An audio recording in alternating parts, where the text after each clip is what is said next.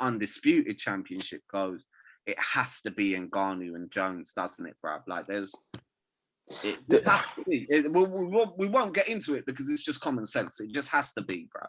It has to be, but unfortunately, I think personally, we'll see the winner of this fighting Ngannou before we see Jones fighting Ngannou. And obviously, all the politics. Spartans! What is your profession? Yes, people, another edition of Knightz the Roundtable Discussions where we discuss all sports all the time. Got my guy Tooth with me. How are you doing, sir? I'm good, bruv. I'm good. It's good to be back, bruv. I'm back like John Jones on crack, bruv. Oh, no. No. Oh, let's go. This guy, honestly. But yes, people, Tooth is back. You know, when it's Tooth for myself, it can only be one thing. Fight Talk is back, episode 5, and it's a UFC 265 preview show. We're going to be looking at everything UFC, literally, or MMA, because I got something else that's not UFC in there as well. But, you know, we have to have the Nate Diaz of dentistry, our MMA connoisseur Tooth in the building. So, you know, it's always going to be fireworks. But people, before we start, as usual, make sure to like, share, comment, and subscribe to the channel.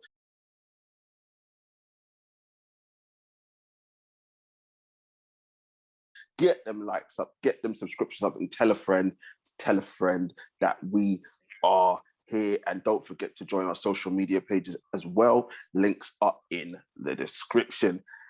I'm not going to waste any more time waffling on because you lot want me to get straight into it. So it's UFC 265 coming up this Saturday. Main event, Lewis versus... Is it Gane or is it Gane? Gane. It's Gane, yeah. Cyril Gane. Yeah, but yo, Cyril. before we jump into MMA talk, bruv, I'll just give a shout out to the boys for doing the NBA podcast, bruv. That mythical podcast, bruv. It seems to be, you know, it seems to catch on now, bruv. There's some back-to-back episodes. I'm feeling that. But listen, bruv, this part, bruv, you're gonna have to cut out, bruv. Oh my God, man. Giving you a pre-warner, bruv. So you know when the truth. We need to change his name, bruv, to the contradiction, bruv. You know when my man said something about Jordan, bruv? That's the part that got me fucking flared up about Jordan didn't do it on his own, bruv, yeah? Now, this is the part you're going to have to cut out, bruv. You remember back in the day, yeah?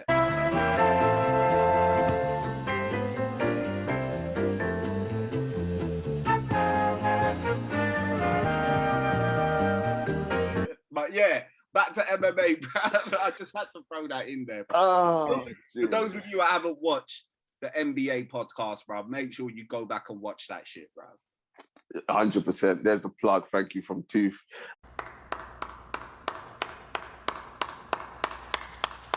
Like, people definitely, it was a hilarious talk. To be fair, there was just nothing but jokes between Mr. K and the Truth coming. Like, for a minute there, I thought Mr. K turned into you, Tooth, the way how they were going at it.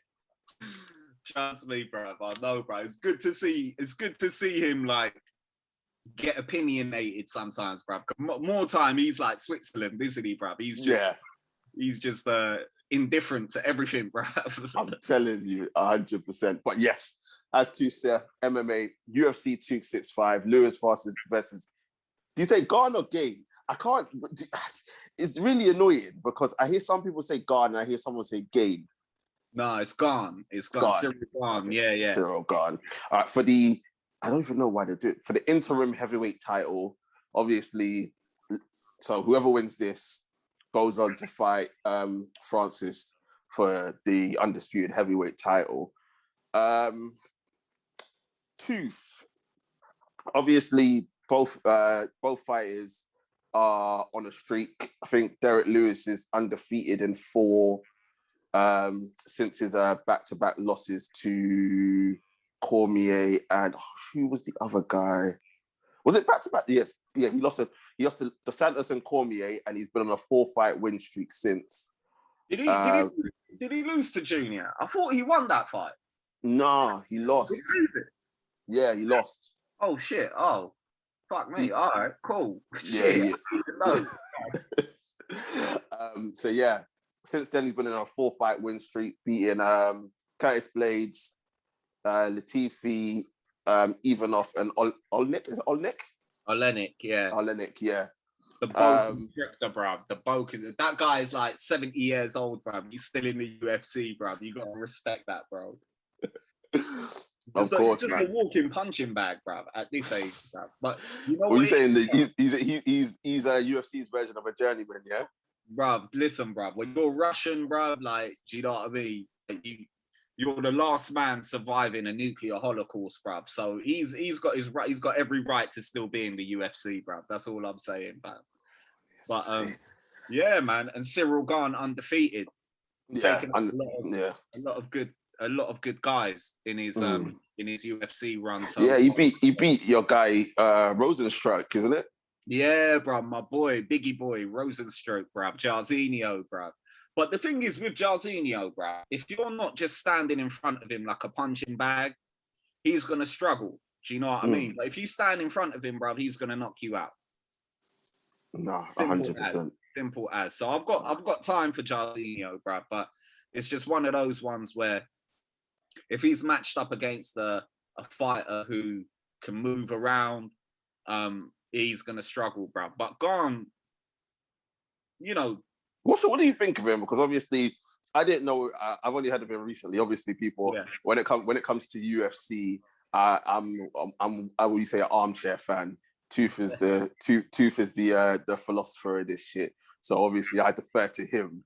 But yeah, in terms of Gane, what do you think of him? Because I haven't really heard you mention him, so I don't know if he's one of your favorites. If you just think he's all right, like, what do you think of him? I like him, and as far as his style goes, he's very nimble for a heavyweight.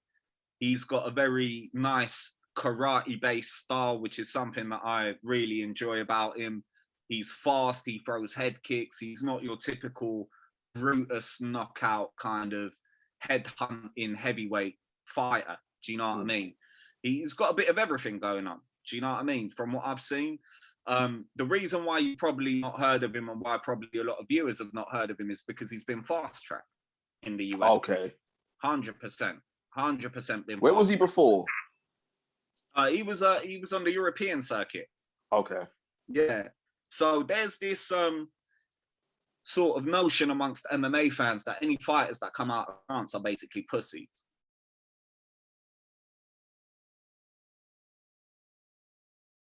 Do you know what I mean? So it's not me saying this, bruv, but there's been a history of French fighters coming into the UFC and just flopping. Do you know what I mean? Chait Congo, Tom Duquesnoy, the Fire Kid. Do you know what I mean? They're really good on the European circuit, but as soon as they come onto the big scene with the big lights, they're just not that good, man. And that's always been the stereotype attached to these fighters coming out of France. As of recently, we've had, Francis Ngannou, who's come out of France. I know he's from Cameroon, but he began training in boxing and mixed martial arts when he moved to France. And Cyril Gane, consequently, what used to be one of his teammates back in the day in the same gym. So Cyril Gane is, like I said, stylistically, he's very easy on the eye to watch. Loads of kicks, loads of nimble movements. And he's been taking care of business. He's beaten Junior Dos Santos. He's beaten my boy Drago. He's beaten who was that guy? Jairzinho. Do you know what I mean? So he's beaten a few of my favorite fighters as well. Not very, not exactly highlight reel material. So he's not like your Derek Lewis or your Francis Ngannou. He's more in the mold of like a Stipe. Do you know what I mean? Maybe a bit better, maybe a bit more technical, given his background in karate style fighting. And you've got to put the meme in, bro. But death by 1,000 cuts, bro. I'm talking death by 1,000 cuts. Oh, I'd like to see that. Do you know what I mean? That's his style. And in his last fight against Jairzinho, I mean, I personally don't think, I mean, he definitely won that. Clearly won that fight. But I don't think he deserves to be getting an interim title shot off the back of that. Well, he did beat, I think Rosenstruck wasn't his last one. Last one was against Volkov. Yeah, Volkov, Drago, exactly. Yeah. And he beat Drago by a huge margin as well. He beat Drago as well by a huge margin. But the point I'm trying to make is, like, for example, you got Marcin Tybura in the division, yeah, who's also my boy. Shout out to all my Polski man then. And he's been in the division for years. And he's beaten a lot of good fighters as well. But he's never been able to get that push. Yeah. To fight one of the big names or to fight for a title or an interim title. And he keeps going in there and doing business, bruv. So, again, favoritism goes a long way in this sport, bruv. And it's just the nature of the game. If you're likable, if you have that story, if you have that history, if you put a few wins together, you're going to get that push, man. And if you're different, and I think Cyril Gane is definitely different in the heavyweight division. As I said, stylistically, there's no one in the division that sort of mimics him. Do you know what I mean? So personally, I don't see why this fight was for an interim heavyweight title fight. That's the political side of it, which we'll get into. Yeah. We'll get into a bit later on. But this could have just been a normal main event fight for maybe #1 contender or, you know, a ranking spot. But yeah, I like him. At the end of the day, I do like him. He is enjoyable to watch. So for those of you that have slept on Cyril Gane, just go watch some of his fights or highlight reels, and he's really enjoyable, bruv. Flying knees, head kicks, combos. Do you know what I mean? If you're into shit like that, you'll enjoy Cyril Gane, especially for a heavyweight. No, 100%. I've been watching. I watched a couple of his fights, and I do like what I see. It's his approach is very methodical, and as you said, it's about time, just going down, breaking down the opponent all the time. There's not going to be this knockout power, one punch knockout power and whatnot. It's just a case of wearing them down and then getting the job done. But what I fail to understand is why Derek Lewis just didn't fight Francis straight away. That's what I'm not understanding. Why is it that we're having this interim title fight? Why didn't Derek Lewis just fight? I mean, obviously the whole talk was Bones versus Ngannou. Obviously, for whatever reason, that hasn't happened. So Derek Lewis was the next in line. So why didn't Derek Lewis just fight Ngannou? This is what I don't understand. Yeah, so now we're getting into the political side of things, where if you don't work the UFC, you'll never truly know why. But it seems like they were trying to lowball Ngannou. Lowball Ngannou for whatever fight he was going to have next, irrespective of the John Jones fight. Now, we already know that John Jones had come out and said he'd been lowballed several times. And that's why, like, he was not going to take a fight against Ngannou unless he was going to get paid what he was worth, because he understood the implications of taking a fight with Ngannou, knowing how much money it would draw and pay-per-views and so on and so forth. Yeah. And since that fight was off the table, they started looking at, all right, so how are we gonna get an opponent for Ngannou that's gonna draw the attention of the masses? Yeah. Now, when you go through the list of candidates for that fight, well, you could say it's a no-brainer to put John Jones in there, but as we discussed, that's off the table now. So who's next? Rubber match with Stipe? Could be, but it seems like that fight needs, the way Ngannou dispatched of Stipe, it's like, maybe we don't need to rush that fight just yet. My man got completely dominated in that fight in the first round and got put to sleep in the second round. So there's no rush to make that fight just yet, you know. Stipe would argue differently. Well, he has, because he's not happy at all. Exactly. He's like, I think he was calling out saying that how many people have got their immediate rematches and he's just been tossed aside.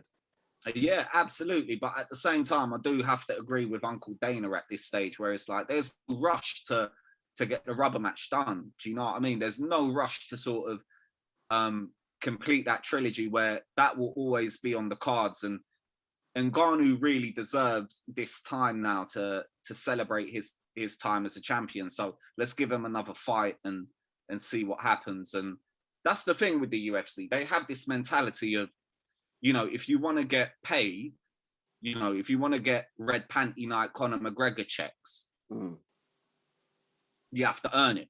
You have to go out there, put on performances, knock people out, get fans interested. Well, Ngannou's done all that. Ngannou's done all that, and they're still lowballing, my man. So it's like you're never going to win with this organization. Do you know what I mean? You're never going to win. So when he said, like, yeah, you're lowballing me for a fight against Derek Lewis, for Derek Lewis, it wouldn't make a difference whether he fought Ngannou or whether he fought Cyril Gane for an interim title, because what he was going to get paid, he was just going to get paid championship money. Do you know what I mean? Period. He wasn't going to get any more than what they had already offered him for the Francis fight. Yeah. So it makes sense for someone like Derek Lewis to turn around and be like, yeah, I'll fight whoever they put in front of me. But for Ngannou, it's like, well, I'm champion now. I've got this big following. I'll put on a show. I've knocked everyone out. I've gathered this huge fan base. And I'm an attraction. Like, I deserve to get paid more, especially if you're trying to put me up against John Jones, then I definitely deserve a payday. But then even if I'm going to defend my title, I'm the world heavyweight champion of the world for good reason. You know, I'm not one of these champions where it's, like, do I really want to watch Ngannou fight? Like, no, it's like everyone wants to watch box Ngannou. Office. Yeah, he really is. He really is. Bro, if you have an event in Africa, you know that's shutting down the continent. Oh yeah. Everyone and their GOAT is trying to get to that fight. Bro, trust me, bro. You get me? So they and at the same time, I get like where the UFC are coming from as well. But on this one, I kind of have to side with Ngannou. It's like, no, I'm not going to take the first offer you give me. So the UFC have come out and said, like, you know, he's injured, this, that, and the third. And I think there's been disputes over that story. And Ngannou has come out and said something different. But this is what led to this interim title fight between Derek Lewis and Cyril Gane, because we all know Derek Lewis is a character. Do you know what I mean? Like, funny. Do you know what I mean? He's funny. He's based off of his personality on the screen. He's very funny. He's lovable. He's one of those dudes. Like, he's always got a one-liner that will make you laugh. Like, my balls are hot. Do you know what I mean? Like, shit like that. He's got a cult following in the heavyweight division. He's not box office, but he's still enough to sell a fight, especially at main event. Yeah. And he's been a previous title contender as well. And Cyril Gane is on the up and is someone that the UFC have pushed to promote. And he's obviously got a history with Ngannou. So when the time is right, they can match them two up together and be like, look, these two were sparring partners, so on and so forth. But for Cyril Gane to get an immediate shot at Ngannou is just too soon. Even though he's being fast-tracked, it just feels unnatural when you still have Derek Lewis, you still have Stipe, and you still have John Jones. Like, 100. Do you know what I mean? No one will be in a rush to watch that fight or even pay for that fight. So I feel like this was something to just build up Cyril Gane a little bit more, get more eyes on him, and he should win this fight. I was going to ask you, in terms of breaking it down, it's, correct me if I'm wrong here, but it seems like the classic brawler versus boxer type sort of thing where you've got Derek Lewis, one punch knockout power. You know, if he catches you, you're going to sleep. That right hand catches you, it's game over. And then you've got Gane, who's literally just gonna be there, jab, jab, jab, just keep jabbing, keep going until he breaks Derek Lewis down. But in terms of the actual fight, obviously styles make fights. Yeah. What are you anticipating to happen from the get-go in this fight? I'm very impressed with Cyril Gane. And because it's going to be a 5-round fight, if he doesn't get clipped, I'm going to have to go with Gane. But Derek Lewis has been on the end of some dubious decisions recently.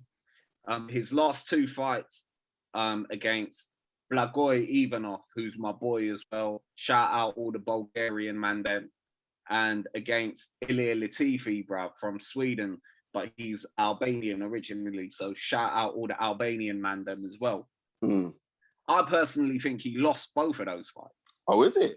Yeah, I think he lost both. Like, I remember watching those fights, and I thought the judges' scorecards were very complimentary of Derek Lewis, if that makes sense. If you watch the fight, I'm not saying it was a robbery. Don't get me wrong. I've seen it. I've seen the Ivanov one, and I can 100% understand where you're coming from there, because it was a split decision. It was a split decision for that one, isn't it? Yeah, it's a coin flip. It's a coin flip. But when you hear the judges' scorecards, sometimes you're thinking, "Rah, like he didn't whitewash my man." Do you know what I mean? And personally, in my opinion, again, I remember watching those 2 fights, thinking Derek lost this. Like that was my opinion on both of those fights, against Blagoy Ivanov and against Ilir Latifi. Yeah. Now, both of those guys are a bit over the hill, a bit past it. You know, ring rust is involved as well. Both of them hadn't been involved in fights for a long time. And they were never anything special either, if that makes sense. They were never nothing like Cyril Gane on the come up, who's showing different looks, different techniques, coming into the heavyweight division with a completely different style from all these other guys. So that's why I favor Cyril Gane in this fight. And I think he should beat Derek Lewis. And by the way, they have a common opponent with Drago, with Volkov. Okay. So I think JDS as well, no? Yeah, JDS as well. Yeah, exactly. Dos Santos as well. And Cyril Gane knocked Dos Santos out, but some people or some fans would argue that it was by an illegal shot because it was an elbow to the back of the head, but it wasn't an intentional elbow to the back of the head. It was one of those things that were caught in transition or in the moment. Like, you know, he threw the elbow, JDS turned his head, and unfortunately it landed on the back of his head. Now, Cyril Gane is a really humble guy. He even said in the post-fight interview, I remember this vividly, he was like, he got the victory, but he wasn't sure if he landed an illegal shot or not. You know, he was like, honestly, I don't know if it landed at the back of the head. If it was, I just threw an elbow and the fight was stopped. So I commend him for that. But going back to their common opponents, Cyril Gane made light work of Drago, and he made light work of Dos Santos as well. The Drago fight did go 5 rounds, but at no point in that fight did you feel like Cyril Gane was in danger. Whereas when Drago fought Lewis, he beat him from pillar to post up until the last minute of the 3rd round, where, like, we always say this, bruv, the Deontay Wilder equalizer, if he clips you, it's a wrap, bruv. You know what I mean? It's a wrap. And that was the famous interview where I think he came out and said, my balls were hot, shit like that. So, but I don't think Cyril Gane is complacent enough to get clipped by that shot. Do you know what I mean? Yeah. And especially 100. Being a training partner of Ngannou in the past, he will know a few things about heavyweights that carry power. at that level that can shut your lights out. So I feel he will be a little bit more cautious and a little bit more calculated when he comes into a fight with Derek Lewis, where Derek Lewis isn't particularly a guy that's known for his, let's say, jiu-jitsu or wrestling or even his technique. He's that guy that, you know, bruv, he's going to corner you or he's going to counter you, and he's going to look for that overhand right or that right hook power shot every single time to turn your lights out. And that's what makes him so lovable as well, because his style is fan friendly. You know exactly what you're getting with Derek Lewis. No, 100%. You're right. It's one of them ones where I think for Gane, it's just a case of don't get clipped, as you said. Trying to be smart.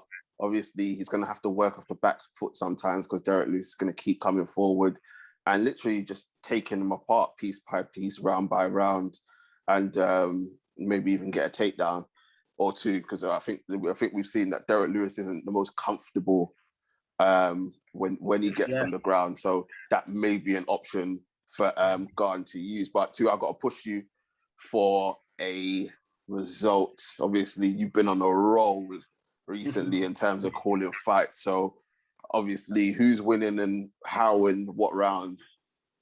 I'm going to go with Cyril Gane decision on this one.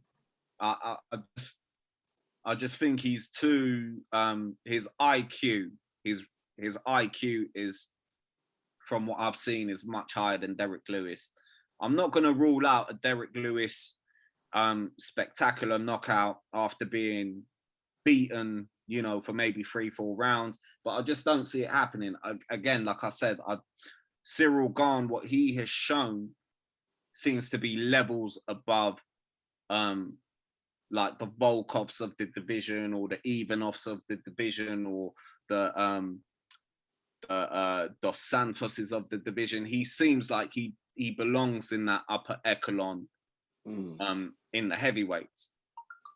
So, but he's not been tested. Let's not get ahead of ourselves. He's not really been tested at all. So this will be a good fight to see where he really is. And if he does beat Derek Lewis, then by all means, I think it warrants a title shot. Yeah. But it would still be nice to have him fight maybe one more top 5 or top 10 guy. Do you know what I mean? Just to build him up a little bit more and get a little bit more hype behind him. I think this is his second main event now. His last main event was against Volkov, but that was like a UFC fight night card. Yeah. So this is now going to be like it's a proper card. It's UFC 26, whatever the fuck it is. But yeah, if he beats Lewis, then it warrants a title fight. But I would still like to see him in one more fight before he makes that Ngannou fight. And obviously, as far as the real championship goes, like the undisputed championship goes, it has to be Ngannou and Jones, doesn't it, bruv? Like this has to be. We won't get into it because it's just common sense. It just has to be, bruv. It has to be, but unfortunately, I think personally, we'll see the winner of this fight fighting Ngannou before we see Jones fighting Ngannou. And obviously all the politics that goes with it. That's true, yeah. But I'm hoping for like a Tony Ferguson situation where you remember Tony Ferguson won the interim title fight, but he never got an undisputed fight. So I'm hoping something like that happens where we do see Jones and, do you know what I mean? Not to wish any bad luck or any ill will on Cyril Gane, because I enjoy him I enjoy him a lot, like his personality, his fighting style, but we can't be robbed of this fight. Yeah, we can't. We don't want a boxing situation. Yeah, we bro, do not want that. Yeah. So, 100% agree with you. Hopefully, they can sort out and Bones can get in there. But yeah, I think I agree with you what you said as well about how this fight goes. I think Gane wins in 5. I think he's just going to break him down. Obviously, if Derek Lewis can land that right hand, we'll see Gane get tested, and we'll see how he gets through that test. But I'm hoping, and obviously we got to remember Stipe's got something to say because he's moaning in the background saying he wants his shot. So it's going to be very interesting to see how it develops after this fight and who gets a title shot or where it goes. Because we could even see could we see a situation where Gane or Lewis get a title fight against Ngannou, and in the background, Stipe fights John Jones, and then the winner of that fight goes. We don't know. We don't know. Dana's got some work to do in terms of sorting out what happens at the heavyweight division after this fight occurs. But we're going to move on. No Amanda Nunes. That fight has been cancelled because of Corona. I think she caught COVID or something like that. So fill me in, bro. This is new to me, bro. Fill me and the viewers in, bro. What happened? Yeah, basically, she tested positive for Corona. Who, Amanda? So, yeah. A man named Nunes. Yes, Amanda Nunes. Yeah, she tested positive for Corona. So they basically pulled the fight. Literally, Penna's not even they haven't even bought in a replacement. It's literally just been pulled from the card. Shit, you're right. That was meant to be the co-main or the main event of this? Yeah. Co-main event, yeah. D. Yeah, But bro, she was gonna fuck up Juliana Pena anyway. Yeah. She was gonna fuck her up. I've followed Juliana Pena since from day one, bruv. She was on the Ultimate Fighter with Miesha Tate and Ronda Rousey, and that was years ago. That was years ago. She won the Ultimate Fighter, but she was one of these girls that is always mid-tier. You know what I mean? Always mid-tier. She fought against Shevchenko, and Shevchenko completely fucked her up, bro. So I don't see how she was going to beat Amanda Nunes, especially when Amanda Nunes has fought that style several times and fought even better opponents and beaten them. But yeah, I think it was just one of those ones where they're running out of opponents for Amanda Nunes, and they're just like, "Fuck it, yeah, here you go, you get a shot now." Like, that's it. That's exactly it. Literally, it's gonna be like that until Nunes retires. They're just gonna be like, "All right, cool, you got a shot now. You got a shot," but everyone knows what's gonna happen because there's no one of the caliber of like the one person they had, Cyborg, got flattened in the first round. So it's like now it's just game over. It's just a case of, oh yeah, here you go. You get a touch. I think it's just Shevchenko left. Need to just it has to happen. I think Shevchenko's fighting at 266 actually. I forgot who she's fighting though, but yeah, we'll definitely because that's my girl, bro. That's my girl. That's what I call my niece, bro. I call her Valentina Shevchenko, bro. Do you know what I mean? I'm trying to train her, bro. I'm trying to like get her to like fuck up all the kids in her school. Of course you are, bro. Because that is you, bro. That is you. Yeah, sending your niece to school to beat up kids, bro. This guy. But yeah, so that fight is cancelled. So the co-main event now is Aldo versus Pedro Munhoz. Hey, listen, before we continue, bro. Before we continue, yeah, this is just a note for the NPCC, whatever the child care thing is. Like, I'm not really, you know what I mean? This guy's trying to save his own arse, you know, before people start calling. Listen, I live in Russia anyway, bro. I live in Siberia anyway, bro. So come get me, bro. You know what I mean? This guy, but yeah, Jose, I can't. Bro, listen, I've heard you say it many times. You said it about Anderson Silva when they're over the hill, but they just won't stop. And don't get me wrong, Jose Aldo, a legend in the sport. But bro, it's just becoming long now. What is it? Oh shit! What is it? Hold on. Is it what weight is that? I can't even remember. I think it's 135, bro. I think it's I forgot the name. What is it? Cejudo's division, bantamweight, bro. Bantamweight. I think it's because Pedro Munhoz is a bantamweight. Yeah, so it's like 135. Yeah. Yeah. Both guys coming off individual wins. I think who is it? I think Aldo beat. I think he beat Marlon Vera. Is that the name? Does that sound right to you? Yeah, my boy. Yeah. Venezuelan dude, bro. That's my boy. Yeah. Yeah. And Munhoz Munhoz got revenge on Jimmy Rivera. I actually watched that second fight. That was a war, bruv. That was a war, yeah, yeah. Now that you say it, it brings back like flashbacks. I was like, oh shit, that was a deep fight.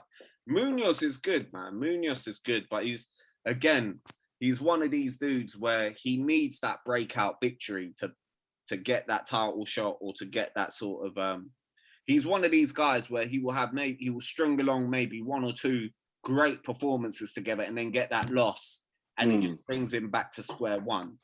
Do you know what I mean? Unfortunately, he's one of those dudes, but it will be good to see what happens with him because he's improved leaps and bounds. He was always known as this sort of jiu-jitsu guy, but then he started training up his boxing. And I can't remember who he knocked out. It was Cody. He knocked out Cody. Yeah, Cody Garbrandt, yeah. Yeah, he knocked out Cody, bruv. Bruv, you're testing my MMA knowledge here, bruv. This is all off the top of the dome, bruv. I'm back. Like John Jones on crack, bruv. I'm telling you. But yeah, bruv. And then he went and lost against He lost both to Frankie Edgar. Yes. Split decision. And he lost to the current champ, Aljamain Sterling. Unanimous decision, bro. That, bruv. Hey, we're gonna need to do a whole episode on that dude, bruv. I'm telling you Jamaicans in the UFC recently, bruv. Oh, bruv, really, don't even get me started. Uriah Hall let the team down on the weekend, bruv. Bruv, he got beat down, didn't he, bruv? Yeah, he got hammered, man. That's the thing with Uriah Hall, brother, and we always say this, brother, and it's not only us that say this. This is the nature of the game. Styles make fights, bruv. And his style is so exclusive to sort of a narrow selection of fighters that he can beat. But the moment people start putting that pressure on him, he crumbles, bruv, unfortunately. And Uriah Hall, again, he was one of those dudes that I watched from day, bruv. Because he was an ultimate fighter as well, no? Ultimate fighter, bruv. And that was the John Jones, Chael Sonnen season, where he done that spinning back kick, knocked the dude flat out and bruv, one of the most vicious knockouts in UFC history, bruv. Everyone was like, this is the next Anderson Silva. I was on the hype train as well. But as soon as he can't land that fancy shit or he can't get the upper hand in a fight, bruv, I hate to say it, but it almost looks like he's looking for ways to lose, bruv. Similar to Kevin Holland, bruv. You know them ones there, bruv? Like, you can't win, but you're just looking for a way to get out of the fight. And that's what he reminds me of, bruv. It's like, it's so unfortunate. But yeah, bruv. Back to Munhoz and Jose Aldo, bruv. Listen, man, these guys, you know, in the twilight of their career, like the Aldos, Silvers, and fighters like that, there's several of them. I can't list all of them off the top of my head, but it's the thing where they have a different understanding of this sport than the people who watch it. Do you know what I mean? For them, it's like a game of chess, bro. Do you know what I mean? You can lose several games of chess, but you're still gonna go back and play the game until one day you'd be like, you know what, fuck this, I can't be bothered no more. To them, win-loss records doesn't really matter because it's a case of anyone on any day can beat you, and they understand that. They're at peace with that. But at the same time, there's a part of you which thinks watching them as a spectator, which is like, bruv, man, just like, do you know what I mean? Exactly. Like, don't tarnish your reputation. Like, we want to remember the Jose Aldo that knocked out Cub Swanson in like 5 seconds in the WEC. Do you know what I mean? We want to remember the Jose Aldo that beat Chad Mendes and Frankie Edgar and the Korean Zombie. And, you know, we want to have those. We want to look at your career through rose-tinted glasses. We don't want to remember Jose Aldo as the guy that got knocked out in 13 seconds by Jose Aldo. We don't want to remember Jose Aldo as the guy that got battered by Max Holloway twice, or even worse by Peter Yan, bruv. Do you know what I mean? So I get where you're coming from, but for them personally, it's like this is a part of the journey. They understand it. I've said this before. This is like a Bushido code, bro. You just keep on fighting and fighting and fighting and fighting, bro. Bro, they could. If this was back in the day, in the early days of UFC, these dudes will have a record of like 500 wins and 100 losses. It's almost like a kickboxing thing, bro. If you go look at some of these mans in kickboxing in Thailand, bro, their record, like some of the best dudes are like 500 wins and 100 losses, bro. They fight every other Tuesday. Do you That's know mad.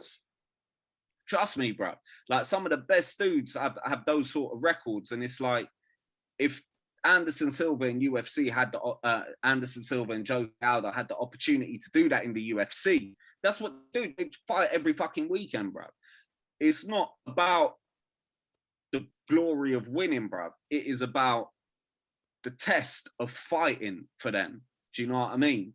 And fighting the best and continuing to keep on fighting, because that's all they know. That's all they know. And I know, again, we can't, as spectators, we can't fathom that. Do you know what I mean? We can't understand that, but it is what it is. Like, we look at people like Habib and Floyd and those guys and say, yeah, they walked out of the game at the right time. But then there's fighters out there that will just, no matter how many fights they lose, no matter how many fights they win, they'll just keep on going. But then you got to take into consideration the health aspect of it, man, because at the end of the day, these guys are putting their bodies on the line, and even the guys with the undefeated records or the 1 or 2 losses on their resume, even they suffer from certain ailments and injuries or obviously long-term effects of fighting. So when you're going out there constantly putting your body in the line and then you're getting beat up like that, especially when you're coming towards the twilight of your career and you're older and whatnot, it takes a toll. And not only does it tarnish the legacy, but also we don't want to look at you in 10, 15 years time and see you in a wheelchair eating food out of a straw. Do you know what I mean? So you got to take that someone's got to take that into consideration for them as well. But I don't think Jose's just over the hill that far yet. I think he's over the hill, but I don't think he's in that Anderson Silva stage.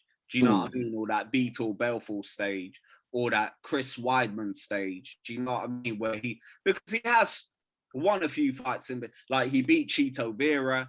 Do you know what I mean? He went decision with Marlon Moraes. Yeah, a lot of people would have given that fight to Jose Aldo. Yeah, I did. I gave it to Aldo. Do you know what I mean? Even though on the scorecards he lost it, but a lot of people would have given him that fight. He's beaten Frankie Edgar I mean, I wouldn't say recently, but since the knockout against Conor, yeah. And he's not like he's still got this sort of 1 win, 1 loss, 1 win, 1 loss ratio at the moment. So he's not completely past it. I still enjoy watching him fight. Do you know what I mean? I still think he has a lot to offer. And someone like Pedro Munhoz, I'm not worried about him getting. I mean, again, we can't predict these things. I'm not worried about him getting sparked the fuck out or beaten pillar to post like he was against Max Holloway twice. It's going to be a competitive fight, in my opinion.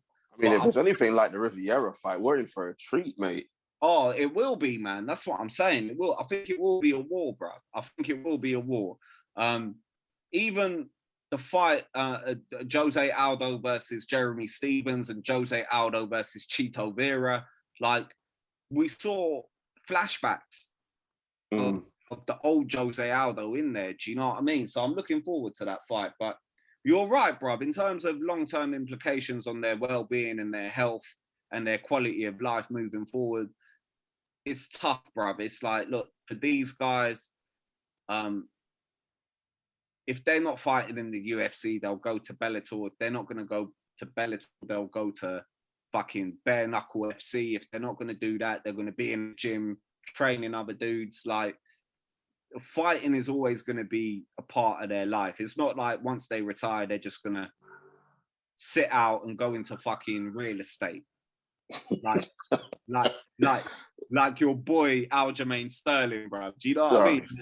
They're always going to be in and around the fight game, bro. So it's hard. And I'm sure they have medical professionals and coaches and even family members telling them, like, look, bro, allow this shit now. You know what I mean? And I'm sure they get that on a daily basis. They must do. Well, Jose must do, especially when you're at that point where you were the guy and then you've fallen off. I wouldn't be so hard on him, bro. Like, I cut some slack on my guy, bro. You know what it was? No, I love Jose Aldo, but you know what it was? Is the manner of the Conor defeat in it, and it did affect him badly psychologically, and he just hasn't recovered. Bro, I don't think it was the manner of the Conor defeat. I think it was the manner of the two Max Holloway fights, bro. Okay. That's what I think it was. Because you know what? Getting knocked out like that can happen to anyone. But being beaten down for 2 fights and being made to look ordinary, or average, when you were the top dog, that's where you're like, oh, fuck, maybe there's a new breed, a new generation of fighters coming in. And that's why I think he dropped down to 135. Yeah, he was at 145. Yeah. He was at featherweight at the time. Yeah. Now we dropped down to bantamweight. Do you know what I mean? And to be fair, the bantamweight division is starting to look a bit more stacked now. Like you got, bro, you got my boys in there. You got the Mexican goth kid in there. What's his name again? You know who I'm talking about. Yes, I do. The Mexican goth kid, bruv. What's his name, bruv? Fuck me. It's gonna kill me, bruv. You got Figueiredo in there. Is it Moreno? Brandon Moreno. That's Moreno, yeah. Mexican goth kid in there. You've got Davidson Figueiredo in there. You've got this Russian dude coming up who's deaf, completely deaf. Askar Askarov in there. Like, it's slowly starting to get a little bit more stacked. But Jose Aldo can still be a gatekeeper in that division. Yeah. For sure. He can be the Derek Chisora.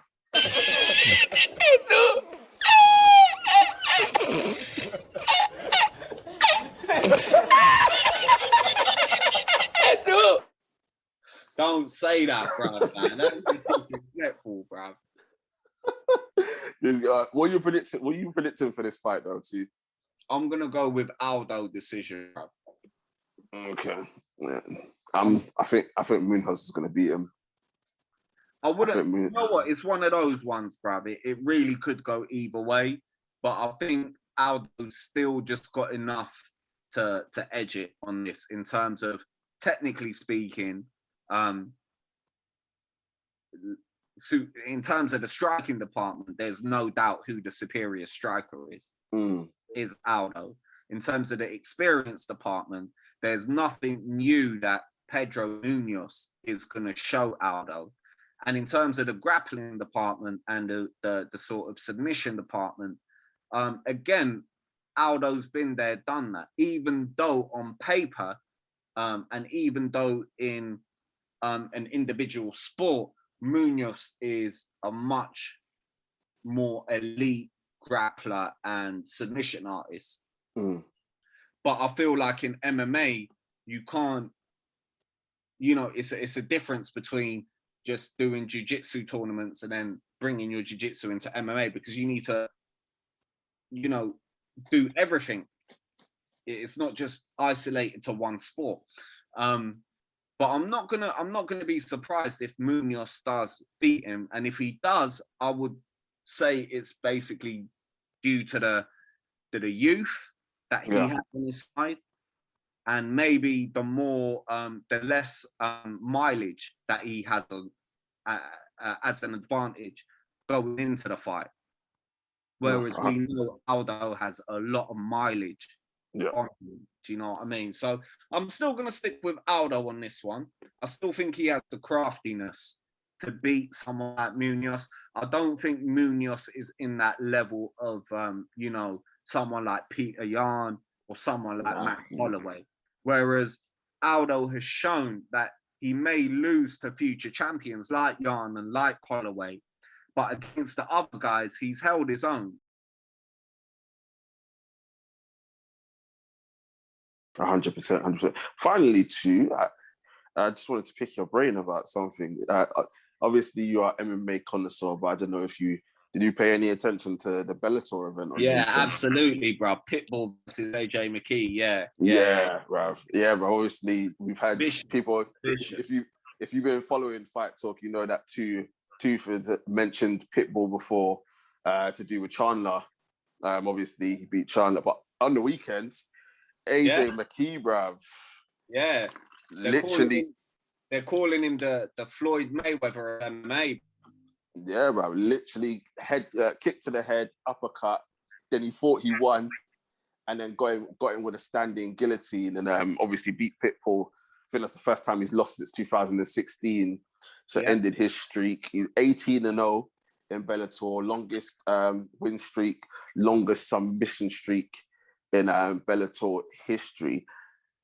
Why is this guy not in the UFC? Who, Pitbull or AJ? AJ.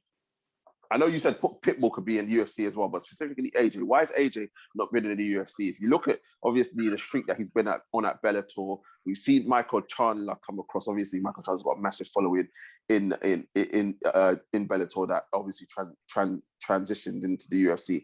But why is it AJ McKee, with everything that's being touted about him, with the undefeated streak, why are we not seeing him in the UFC?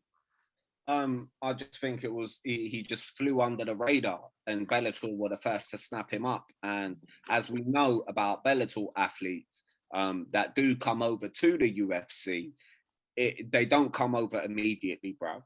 Do you know what I mean? They spend a long time in Bellator. Let's look at some of the guys from Bellator that have come over. Chandler was in Bellator for a long time. Yeah. Volkov was in Bellator for a long time, also a champion, heavyweight champion in Bellator. Eddie Alvarez was in Bellator for a long time, also a champion. There's a few more, but I can't list them all off the top of my head. It just takes a while because of obviously contract negotiations, so on and so forth. But at some point, I do like if AJ McKee continues the run that he's on, Bellator doesn't really offer him the competition. Like, he's clearly shown he's better than the competition in Bellator. It's almost like the worst thing that could happen for him was to win that fight, because now he's bound to be in Bellator for a little longer now. Do you know what I mean? And it's the same with Pitbull. The best thing that could have happened for him was losing that fight, because now it's like, well, you could go over to the UFC, and I'm certain that he would cause a lot of problems for some of the fighters in the UFC in that division. I'm sure he would. He's elite. He really is elite, and he's also got that equalizer where he could put people to sleep. But he's also very well-rounded all over the board. But AJ McKee is just something else, man. Like, if you weren't a believer, now you're a believer. Again, if people that don't keep up with Bellator, all you have to do is just go watch 1 minute and 30 seconds of that fight. And that's it. That was it. That was it. And he took out probably one of the most fiercest, dominant, vicious champions there's been in Bellator for a while. The one champion in Bellator where they could say, like, actually, this guy would beat the champion in the UFC. Punish talk. Do you know what I mean? It was on that level. So yeah, bruv, his career trajectory is amazing, bruv. It's only onwards and upwards from here, because I don't see anyone in the Bellator roster posing him any problems.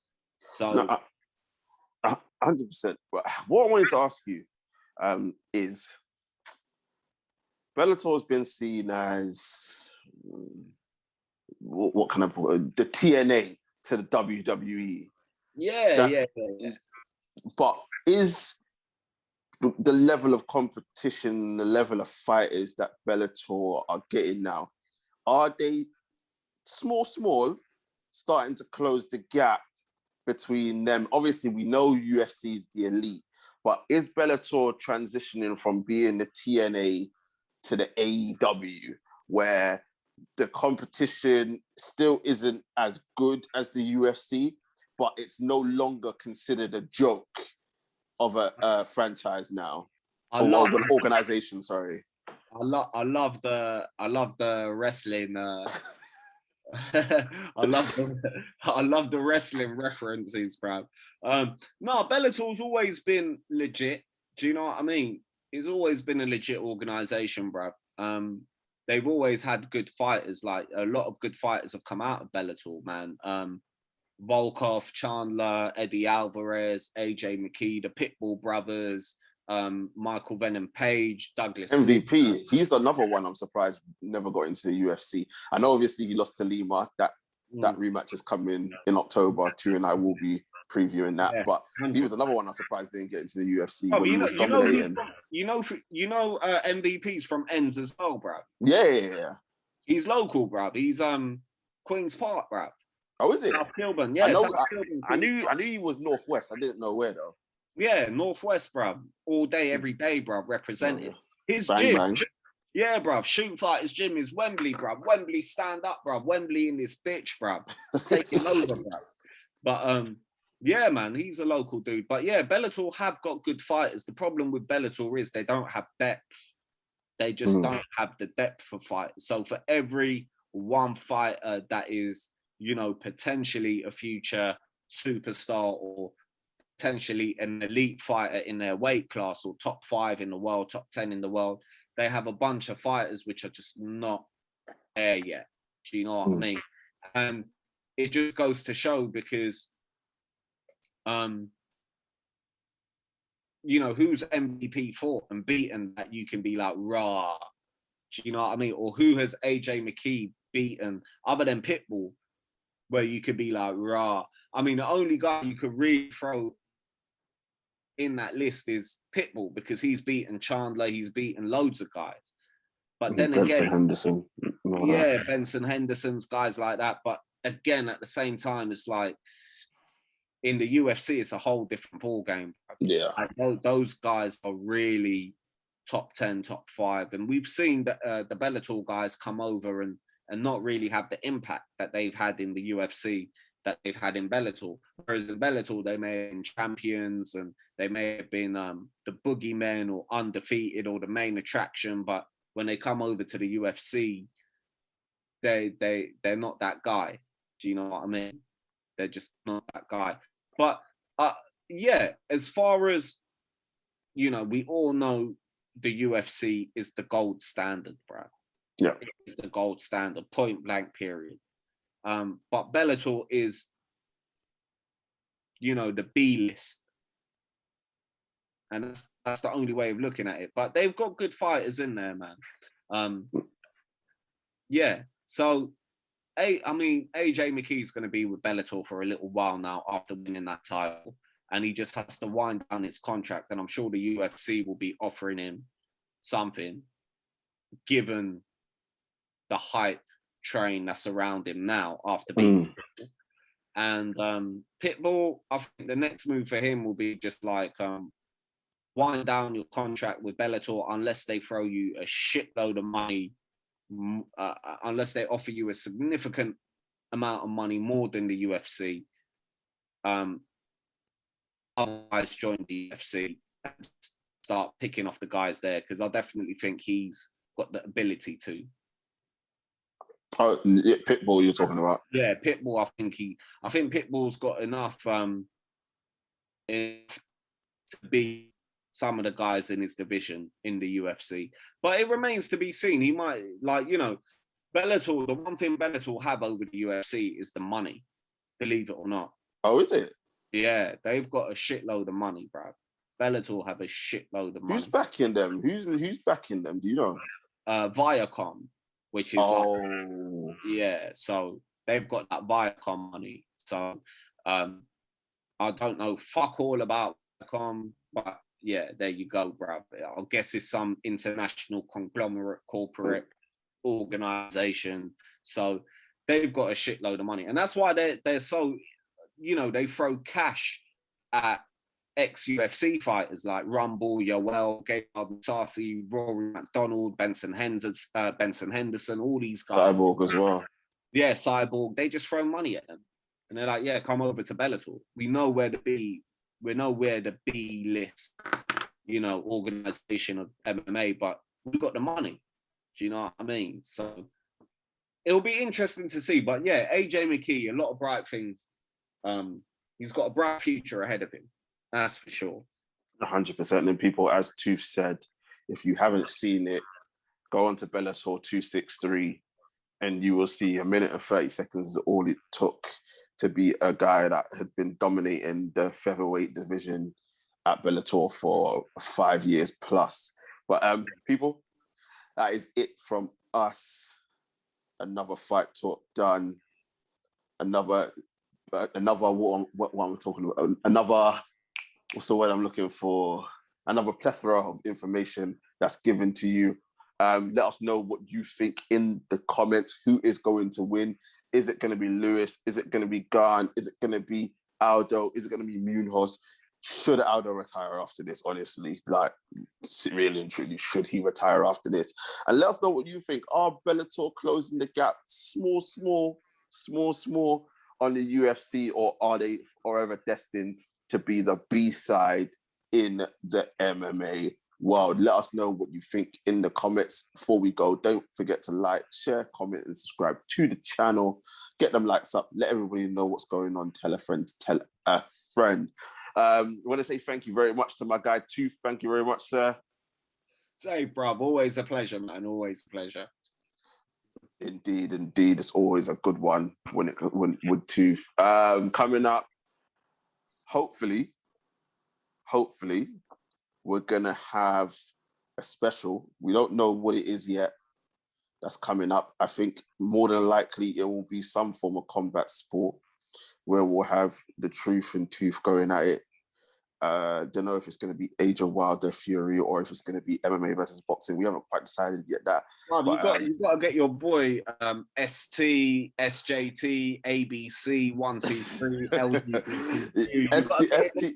ST will be on. ST is coming. Bro, listen, let me do a call out, bro.